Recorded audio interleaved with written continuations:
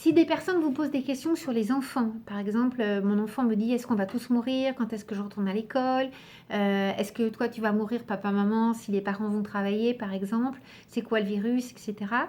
Ce qui est toujours important de rappeler aux parents, c'est de leur dire qu'il y a pas de questions gratuites. Un enfant qui pose une question, il a déjà élaboré une théorie. Il a déjà pensé à quelque chose avant et il va juste poser la question pour voir si sa théorie est en lien avec vous, ce que vous pensez. Donc au lieu de se précipiter à répondre, il vaut mieux lui dire, écoute, ce que tu dis, c'est important, donc vous transmettez ça aux parents. Ça permet à l'enfant de dire, bah, si ce que je dis est important, ça veut dire que moi, je suis important, donc c'est déjà une première étape. Ce que tu dis, c'est important, et je vais essayer de te répondre, mais pour bien te répondre, est-ce que tu pourrais me dire ce que toi, tu penses? Qu'est-ce qui t'amène à penser ça? Et si, par exemple, l'enfant dit, bah, on va tous mourir, pouvoir lui dire, bah, la mort, ça fait partie de la vie. Tu as raison, un jour, on va tous mourir, mais là, tu es en bonne santé, je suis en bonne santé, on meurt quand on a fini de vivre.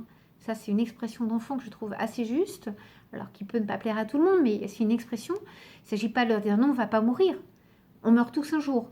Il ne s'agit pas de leur dire oui, tu vas mourir, ce qui est aussi anxiogène, surtout en contexte de confinement. Mais leur dire oui, tu as raison, on meurt tous un jour. On meurt quand on a fini de vivre, quand on est très malade, quand on est très vieux. Là, tu es en bonne santé, tu pas malade, donc il n'y a pas de raison. On respecte le confinement et c'est extrêmement important. C'est comme ça qu'on va être plus fort que le virus en se protégeant et en protégeant les autres. On n'a pas le choix, on est acteur. Ça leur permet de comprendre que le confinement, c'est aussi quelque chose qui n'est pas une passivité, qui est aussi une façon d'être acteur de façon peut-être inconsciente, mais tout à fait concrète, face au virus et à la propagation du coronavirus.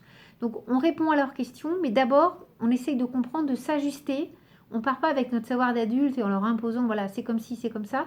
On dit aux parents, demandez-leur d'abord ce qu'ils ont pensé, ce qu'ils ont élaboré, ce qu'ils s'imaginent, et après vous leur apportez une réponse qui est la vôtre, avec vos ressources à vous, avec les éléments qu'ils peuvent avoir sur Internet. On a été nombreux en tant que psychologue à transmettre des repères pour les parents pour pouvoir leur expliquer les choses.